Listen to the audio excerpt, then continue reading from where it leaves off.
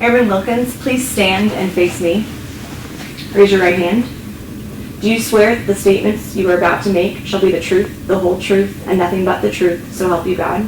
I do. Thank you. Please be seated. What is your name? My name is Airman First Class Victoria Wilkins. And where do you work? I'm assigned to the 52nd Civil Engineer Squadron. How long have you been at Spangdahlem? It's been about a year and a half. I first got here February of last year.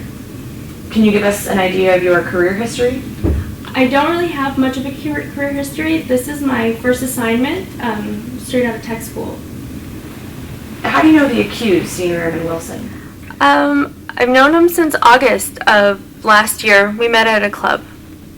How well would you say you know the accused?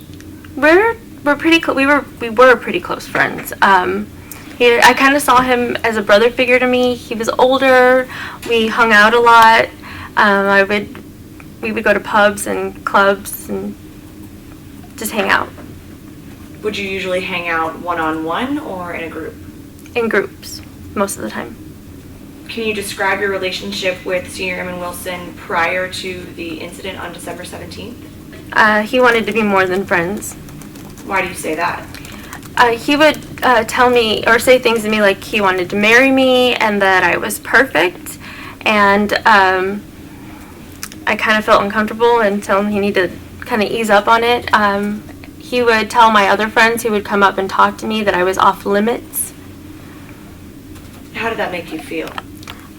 It made me upset. I mean, there were several times when he would do that, and I just said that he needed to stop or we couldn't be friends anymore. Did you ever drink around the accused? Yes, I've gotten drunk around him before. I'd like to talk about the events of December 17th and 18th. Can you tell me what happened on December 17th? I'm pretty sure I worked December 17th. Senior Airman Wilson and I had planned on meeting up after work. We met up at the E-Club, and then we planned on going to Spicer Pub or Countdown, is what we decided. Did you have a plan for the evening, like a designated driver or a wingman? Yes, we usually took a cab into Spicer. Senior Airman Wilson had already taken a cab from Bitburg to Spangdahlem, and that gets pretty expensive. So our plan was for him to crash at in my room for the night, so that we would avoid anybody having to spend the money or get a DUI. Was it a regular occurrence for the accused to sleep in your dorm room? I wouldn't say like regular, but it has happened before. So back to the night in question. What happened after you met up? We went to the E-Club, and I had about 4 drinks that night. How strong would you say the drinks were? They're pretty strong. Definitely get your money's worth. 2 to 3 shots per drink. How long did you stay at the club? Yeah, I think we left around 11. That's the time we usually leave. And then we headed out to the Spicer Pub and Countdown. What happened after you left to go to Spicer? We went back and forth between Countdown and the pub, and we were just hanging out with a group of people drinking. And that was, we were just standing around drinking. What's the last thing you remember? We were on the Countdown side, and we were just standing around drinking. That's really the last thing I remember, standing around drinking. How did you feel at that point? Well, I didn't feel drunk, so it must have just hit me, and because that's pretty much the last real memory that I have. How much had you had to drink at that point? I approximately had 6 Jaeger bombs, and there were some screwdrivers mixed in with that. I'm not exactly sure what the exact amount was, but that's what I remember having. What's the next thing you remember? The next thing I remember is we were standing outside, and there were a bunch of people around me. They were all talking, but I couldn't understand them. It was like they were speaking another language. I just know we were outside, and they were all talking above me. Did you know who the people were who were talking? No, I don't remember who they were. What do you remember after that? The next memory I have is a guy's elbow went into my chest, and I looked at him. I didn't know who he was. I just remember feeling his elbow, and we were outside. It was cold. I was outside. Do you remember anything else? Yes. The next memory that I actually have is me getting sick outside of my dorm room. And between getting sick outside of my dorm room and the elbow, I don't have any memory between there. Was anyone with you outside? I don't remember anyone else being with me. Do you remember how long you were outside your dorm room? No, I just remember getting sick outside. Do you remember leaving, being outside, and going into your dorm room? No, I do not actually remember leaving to go inside. What's the next thing you remember? The next thing that I remember was Senior Airman Wilson on top of me. I was lying on the bed, and he was ejaculating all over my body. He wasn't close to my body, but he was above it. And Airman Wilkins, I know this is really difficult for you, so please take your time. You need a tissue?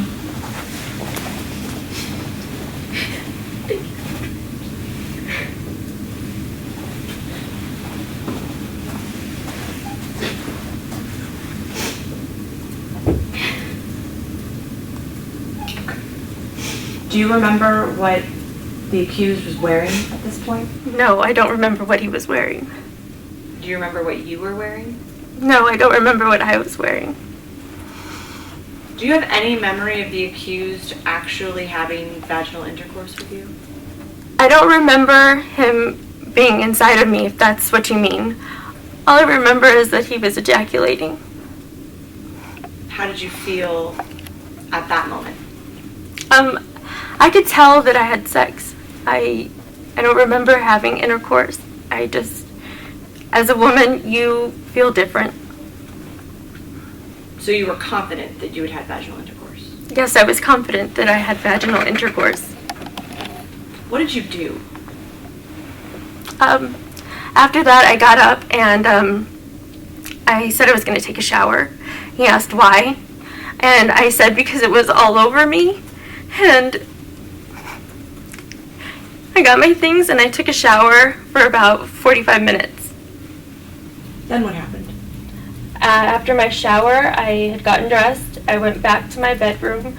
I believe I was wearing sweatpants or shorts, like pajamas. Where was the accused at that point? The accused was lying on the floor. Did you talk to him after you got out of the shower? No, we never had a conversation after the shower. He was just on my floor. I'm not sure if he was asleep or not. I was on my bed and he was on my floor. We did not talk. What happened after that? The next morning, our friend came to pick us up for work or pick me up from work and take him back home.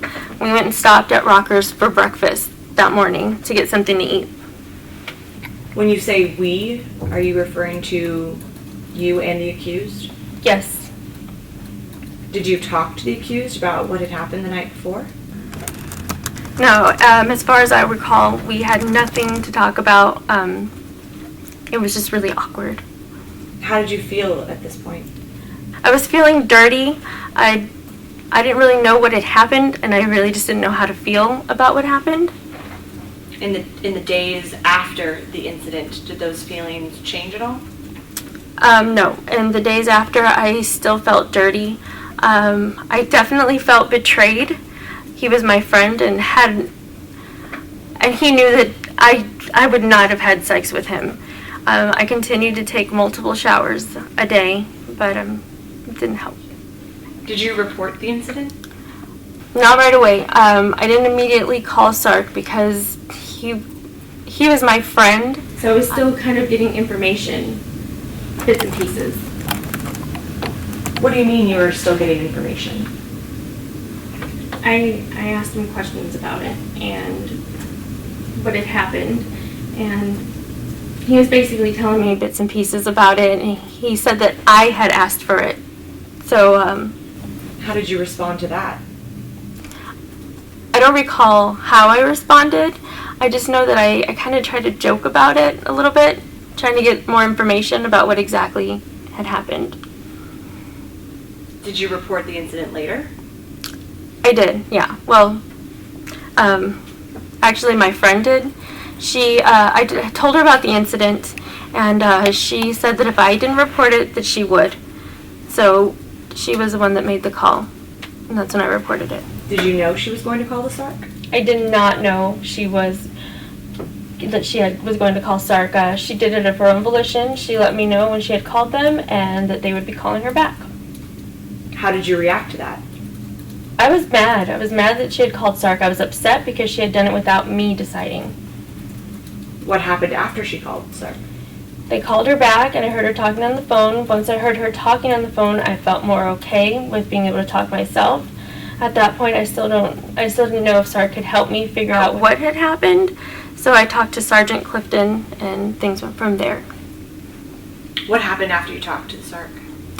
After we talked to SARC, we headed out to Launch Duel where they did a rape kit test on me.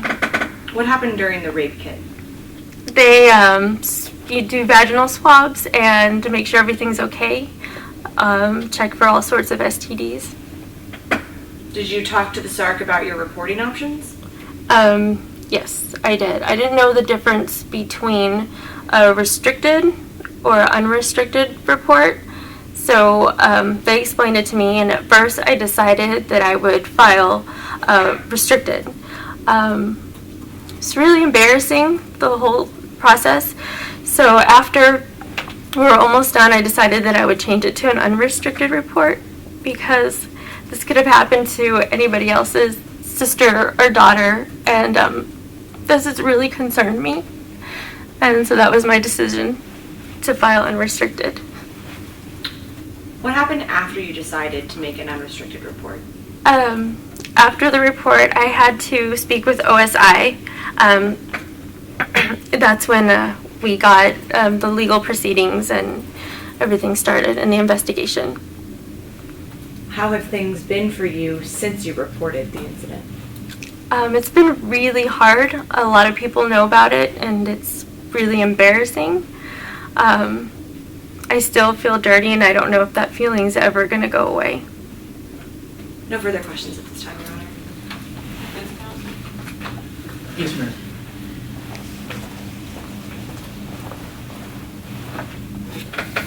Mr. Wilkins, are you able to continue, or would you like a few moments? I'm fine. Just This isn't your first alcohol-related incident, is it? no, sir. It's not my first. In fact, you've actually been to a 6-week inpatient rehab for alcohol dependency at Launch Duel, haven't you? Yes, I had to go to rehab. I had alcohol-related incidents, and I was pretty much drinking every day. And you've blacked out before during these alcohol-related incidents, true? Yes, I have. When you black out, you're not passed out, are you? No, I'm not passed out. I'm still acting and moving and talking. I just don't remember it. Right, and when you're blacked out, you do things and say things that you don't remember, don't you? Yes, I mean, my friends tell me I did things and I don't remember doing them. For example, you've made phone calls to people before while in a blackout state and not remembered it later. Yes, that's true. You've danced while blacked out and not remembered it. Yes, I have. In fact, you blacked out with Airman Wilson before the incident on the 17th of December, hadn't you? Yes, During that incident, Airman Wilson took care of you, didn't he? I guess. I mean, he said he did. Airman Wilson told you that he made sure you didn't hit your head while you threw up, correct? Yes, that's what he said. And on that night, you stayed at his house, didn't you? Yes, I did. Nothing sexual happened that night between you and Airman Wilson, did it? No, nothing happened. As far as you know, is there any way for another person who can see what you're doing to tell if you're blacked out? From my understanding, when you're in a blackout phase, you're still moving, you're still acting, you're still talking. I could be talking to someone and they might not even know that I'm already blacked out at that point. So isn't it possible then that in this blacked out state you could have consented to sex with Airman Wilson and just not remembered it? Not consented, I guess. Senior Airman Wilson said that I had asked for it. So technically, yes, I guess I could have, but I know I wouldn't have, and he's the only one who knows what had happened that night. And that's because your memory is pretty spotty from that night, correct? Yes, I mean, I remember some parts, just not everything.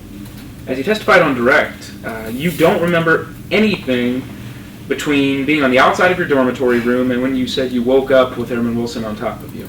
Right, the next thing I remember was he was on top of me. But you remember most of what happened after that, correct? I remember more, but I really don't remember all of it. You remember getting up and taking a shower. Yes. Airman Wilson didn't try and stop you or control you at that point, did he? No, he didn't. He didn't yell at you. No, he didn't. When you got out of the shower, Airman Wilson was still there, wasn't he? Yes, he was. You didn't talk to him. No, I didn't. So the man who allegedly sexually assaulted you was there on the floor of your dorm room and you didn't do anything. No, I mean, I was confused, still probably drunk, and I didn't know what was happening. I just didn't know. I just didn't do anything. You didn't call security forces at that point. No. You didn't call SARC at that point. No, like I said, I was unsure about what really happened. Okay. And the next morning, you hung out with Airman Wilson, didn't you? Yes, I did. I really didn't want it to ruin our friendship. So you continued to talk with him, and eventually you talked to him about the incident. Yes, he was the only one who knew what had happened. Okay. You asked him not to tell anybody about it, didn't you? I didn't want anyone to know. You didn't tell him that he sexually assaulted you. No, I didn't. You didn't even tell him that he took advantage of you. No, not then. A few days later, you told him that you cared for him and that you loved him like a friend. Yes, I said that. You also told him to stop talking to you about the incident and to just drop it, didn't you? Yes, I told him that had I been sober, it wouldn't have happened, and he got hurt. At that point, he did start to tell other people about it, didn't he? Yes, he did. He told mutual friends and people at the club, everybody. You were pretty upset that he started telling people, weren't you? Yes, I didn't want anyone to know. And it was at that point that you reported the incident to the SARC. Well, my friend reported the incident, but yes. Isn't it true, though, that you didn't talk to the SARC until after Airman Wilson had started telling people? Yes, that's correct. No further questions at this time, Aaron.